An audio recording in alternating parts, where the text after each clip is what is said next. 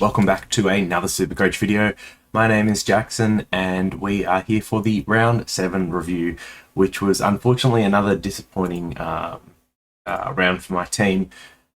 Scored 2,042, which dropped me another 118 spots down to 559 overall. So I think it's about 3 weeks in a row where I've kind of been sliding back, from my peak of top 100 or just outside the top 100, now sitting back at 600, which is a real shame because the trades I've been doing have felt really good for the most part. We'll jump into the team. All the primos I've been getting have been performing really well. So this week it was Bont and Brayshaw. So Bont's 107, a little bit unders for what you're hoping for, but Brayshaw's 121 for price to pay. Amazing. Was telling a lot of people to jump on him last week, so I hope you did. And Walsh was 130 from the week before that, and he also scored well last week, and once again was pumping up his tires, someone to get on. So hope you got onto him, but we'll go through line by line and talk through it. But I mean, the summary for me is the rookies are just killing my team at the moment. Not having Jordan, I traded him out way too early. It's costing me like 40-50 points for the last 3 weeks in a row. I think I traded him out after he's 24, and he's gone like 80 basically since then, which just can't predict. He's going to make another 150k. It hurts so much. Not having Butts down back is another big one. I mean, Chapman putting out a 28 while Butts put out like another 90, just once again like 50-60 point losses. And then those forward line rookies are an absolute disaster. But yeah, let's jump into line by line. So Lloyd did Lloyd things. I think we've talked a couple of times about him not maybe reaching the 120, 115 kind of average that you would see in other seasons, but he's doing enough to get that 105 to 110 range. So we'll just keep that up. And wasn't like a must start in the end, but it is what it is. Ridley is a really disappointing one. I mean, the concussion score meant he was already getting cheaper, and then backing that up with another 87 just really hurts because all those that hadn't jumped on him are now going to get him super cheap. I saw some people talking about him having a role change and things like this. It's just not the case. He looked like maybe a little bit slow coming back from concussion, but he more or less played pretty well. His role hasn't changed. I think the biggest thing is that obviously Heppel's fit and firing now, and he's had a couple of weeks where it's just been him taking the kicks out of defence.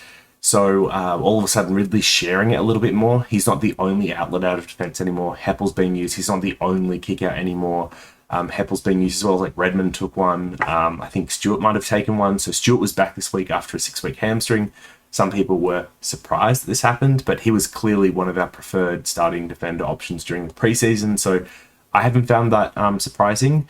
I guess the only thing is with Francis out this week with that ankle sprain from the Anzac Day game, like that might have affected him a little bit. But honestly, I think it's probably just a combination of factors. Like Heppel being back and fit is going to reduce Ridley's ceiling a bit, and then you have just him being a little bit slow after coming back from concussion, which is super common. So I'm not worried. I still think he's probably going to be the D1 from here, but yeah, I mean, non-owners are absolutely licking their lips seeing his pricing like that. Laird had a pretty poor game, at least in terms of Supercoach anyway. I mean, and the problem is Crows are fading fast. So, I mean, that's like why Berry sucks. It's why Rowe sucks as kind of rookies. Crows have not performed well last few weeks, and it's flowing onto some of the primos like Tex and Laird. So, yeah, I mean, you keep him, there's not much you can do about it. I'm sure he'll bounce back. I would still expect a 105 average from the season from here, but once again, if you don't have him, he's getting cheap, so one you'd look at. Shorty bounced back, which is good. We'd seen from, and I guess like Bose, we can chuck them in the same category, actually, both of them. So both really good scores. They bounced back after a couple of poor games each. I mean, Bose last week scored a 92 with no kickouts, basically. I think he had one which he didn't play on.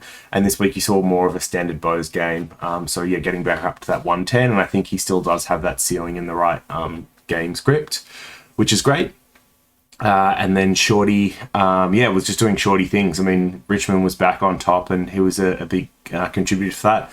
I think, as we kind of predicted as well, Hooley back in the side, fit and firing, does limit Shorty's ceiling, much in the same way that Heppel is limiting Ridley's, just because it means the Tigers have another outlet out of defence, which hurts their cap. And I mean, this is the same problem that Caleb Daniel has with Bailey Williams and Bailey Dale. You've got 3 elite kicks down defence, so you don't just have to use Daniel, and that can limit their ceiling. With Lloyd, you have Dawson now.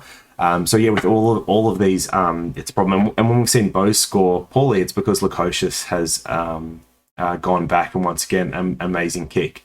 So the defender that I don't have, which is really hurting, is Tom Stewart.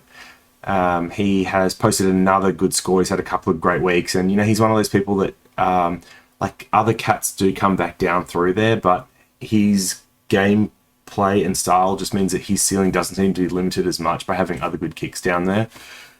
So yeah, very frustrating not having him at the moment.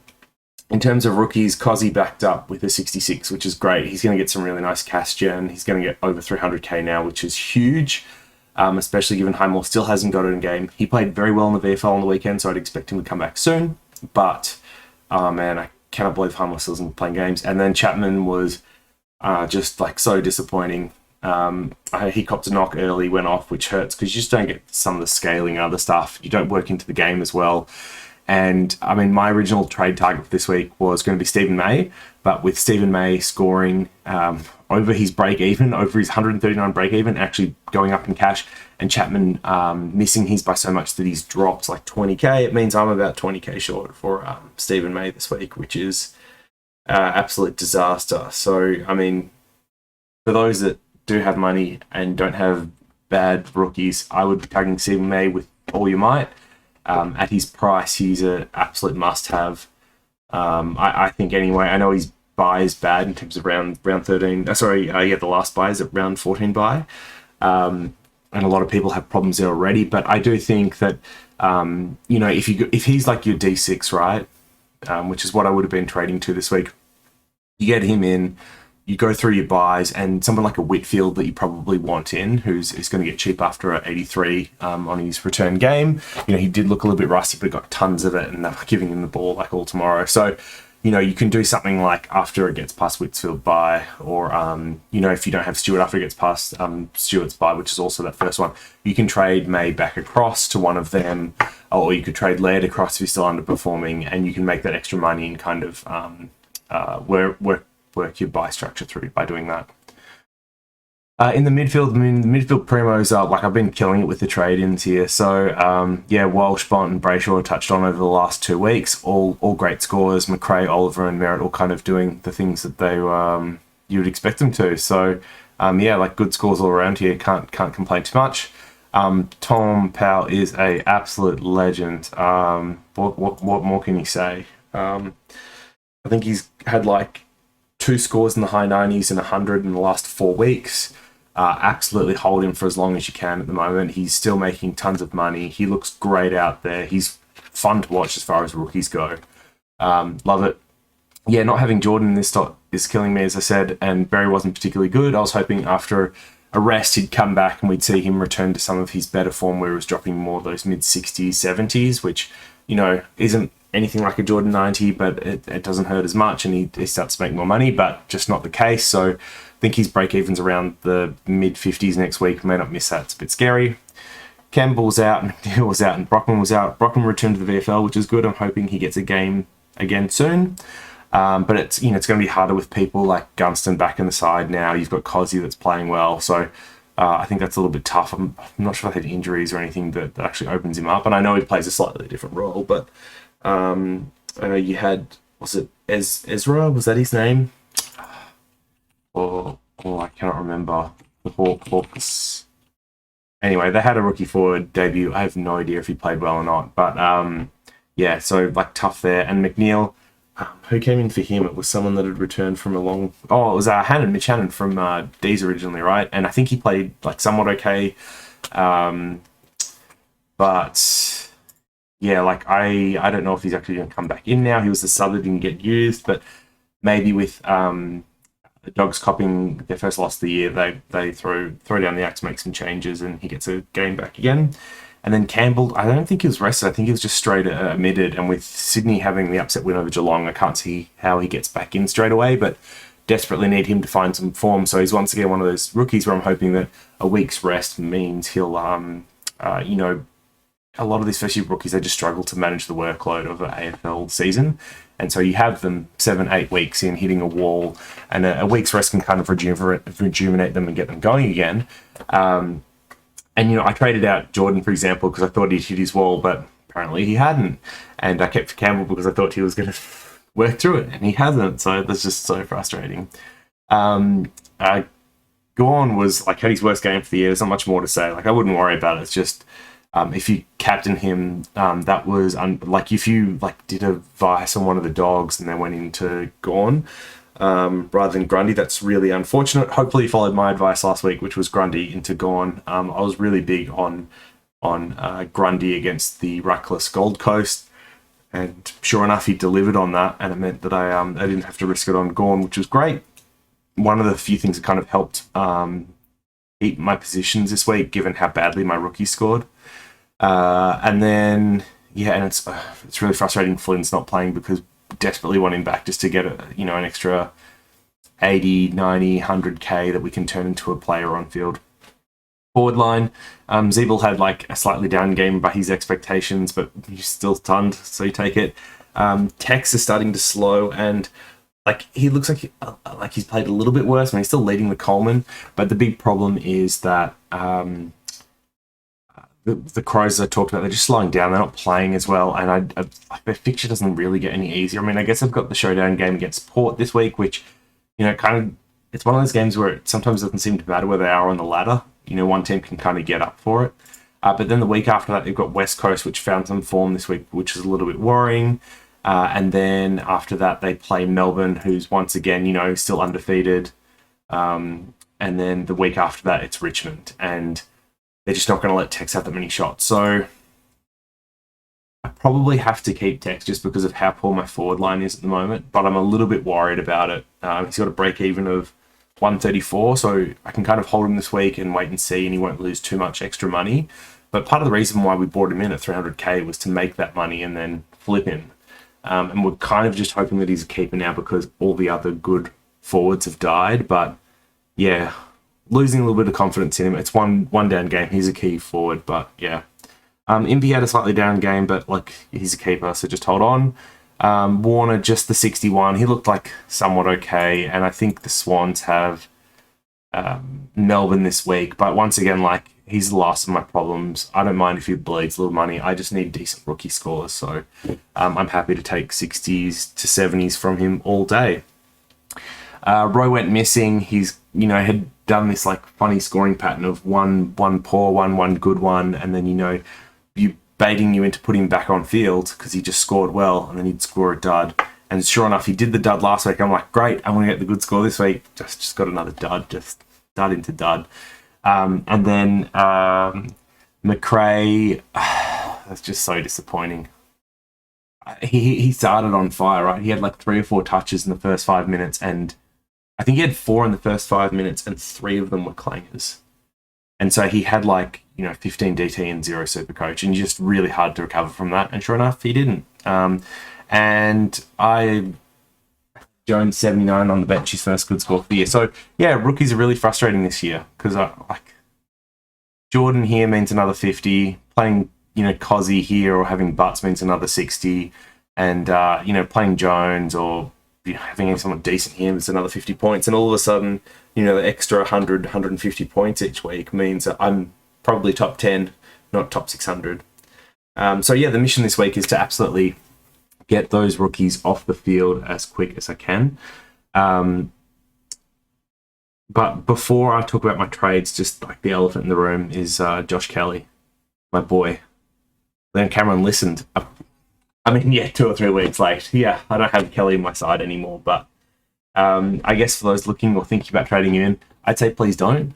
The thing that's happened with Greater Western Sydney over the last couple of weeks is, firstly, last week you had Haynes go down with the hamstring, which meant that Cameron has to now play Josh Kelly on a wing because that's the person that he was playing on the wing instead of Kelly. So now Kelly's on a wing.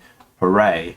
And then in the game on the weekend, Brett Daniels, number 16 for Greater Western Sydney, went down with an injury. I think it was a hemi as well. It could have been something else. I don't know.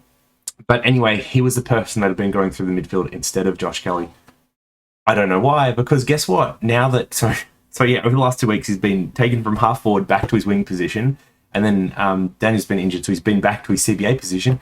And sure enough, he dropped to 130, and he was basically one of the best on the field, and GWS won. And it's like, oh, wow, this is such a surprise. Josh Kelly's an amazing footballer. Jesus. But yeah, I like... neither of them, I think, were long-term injuries. Plus, I have other people coming back that they wanted to play in the midfield above Kelly. So I think they're quite content trying to get him back to that half-forward role, because it's not that many half-forwards that can average over, mid-20s and kick a goal or two a game, especially game winners like he has. So, yeah, just be careful of that. Yeah, but all right, so trades this week. So, yeah, as I mentioned, what I'd planned to do was get rid of Chapman for Frederick. And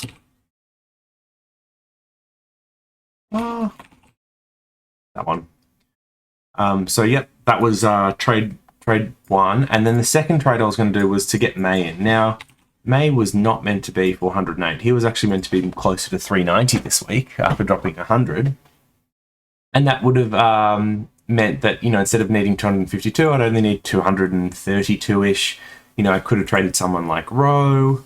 I could have traded Campbell, and I would have had May, but just because the way Super Coach Gods work, that's not on this week. So instead, I am I'm looking at a pod option by the name of Zach Bailey, which is one a little bit out of left field. Let's jump him in.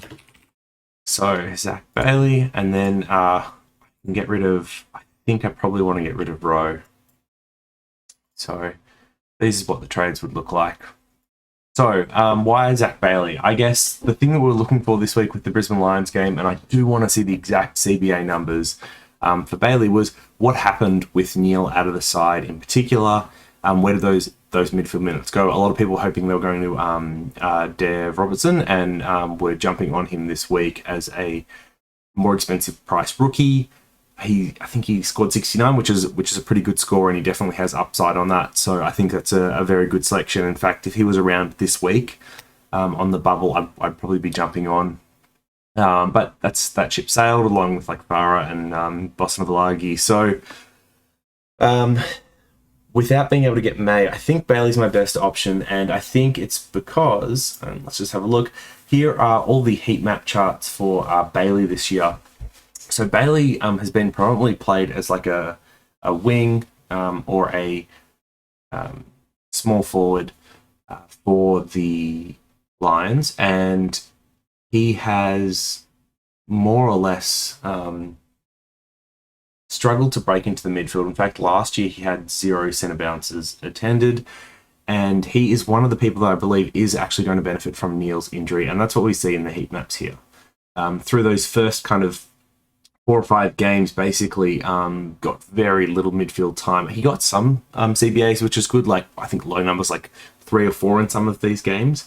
But you can see in round 7 against Port here, his heat map really has lit up, both getting a lot of ball around the ground as well as then being able to attend those set of bounces, still push forward and get a goal.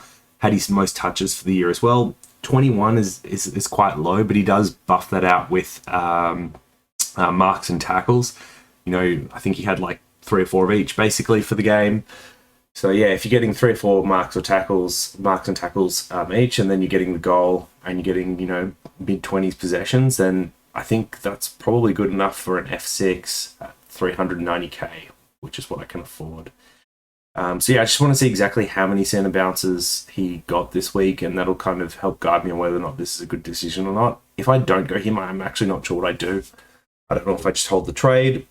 I don't know if I kind of maybe overreact to the text low score and get him out for someone else like a Zorko or whoever. But I mean, I just really desperately want to push rookies off the field, and I feel like getting Bailey on here, and then maybe Campbell gets back and it could be him, or I can get Jones a score or something like that. I'm not sure, but then all of a sudden at least it's just Berry and McRae that I'm kind of worried about as my last 2 rookie spots. And if Collier Dawkins from Richmond's puts in another good performance next week, well, then that's what Berry becomes. And then all of a sudden it's just one bad rookie score I have left. And I believe I've got enough good primos early on enough that I can actually catch up in other ways. So yeah, I think these are things kind of weighing into my decisions at the moment. But I am conscious of the fact that starting to get low on trades and cash generation. And I've got some more speculative premiums in here. So Bose, Short, Brayshaw, Bailey, Tex, these are all primos that could fall apart. And then all of a sudden, if you have to sideways, 3, 4, 5 of them, and I've still got to get 5 more primos on top of that, then this trade number is actually looking very tight all of a sudden. So those are things that are kind of weighing up on my mind. I guess the other thing that's playing into considerations a little bit is buys. So Bailey does have that middle buy, which isn't great, especially my midfield.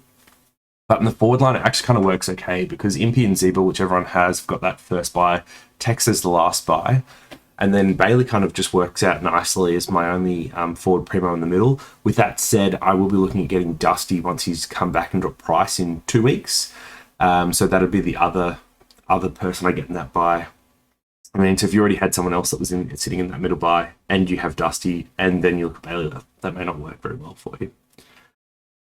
So yes, these are I guess the main considerations for me. Firstly, Leon Cameron, you suck. Jelly is a god, and I'm glad that he's scoring well. I just wish it was in my team. Now, for those playing at home, try and get rookies off the field if they look anything like mine.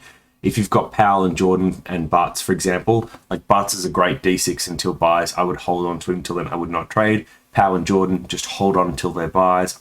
Wouldn't trade them. And even Powell, you might hold through the buys. And then it really should be looking at how do you get and then Warner at F6. So if you've got 4 rookies left and they're your 4 rookies, you're flying.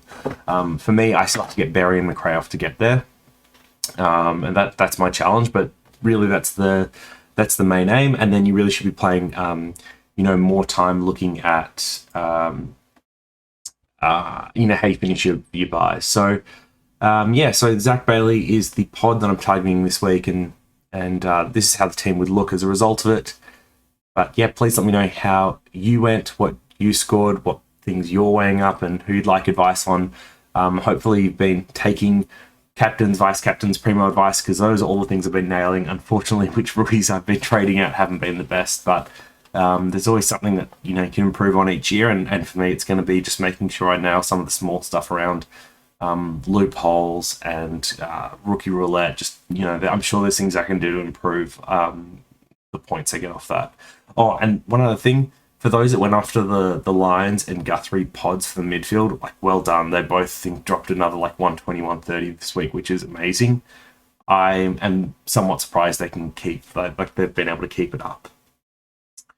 And then in terms of captain options this week, actually, I mean, so Grundy, you'd think you'd want to go on again after he's 144, but he's coming up against North this week, and you saw what they just did to Gone. So there's a little bit of a question of how much of that was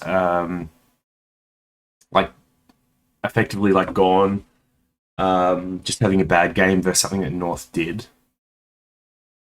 And that it worries me a little bit. So I mean I would actually kind of somewhat back Gone to bounce back against Sydney. Their ruck situation isn't exactly great, so that's a matchup that you might like to exploit.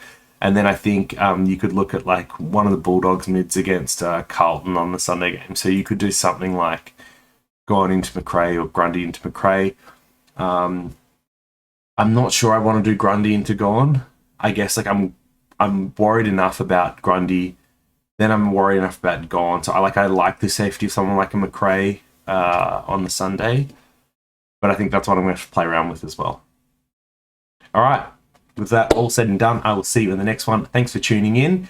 And if you haven't subscribed now, please do so. Almost at that 1,000 sub mark, which is really useful because it means I can monetize the channel. I can get a new webcam and have stuff that actually works. So yeah, please sub, and I'll see you in the next one. Thanks.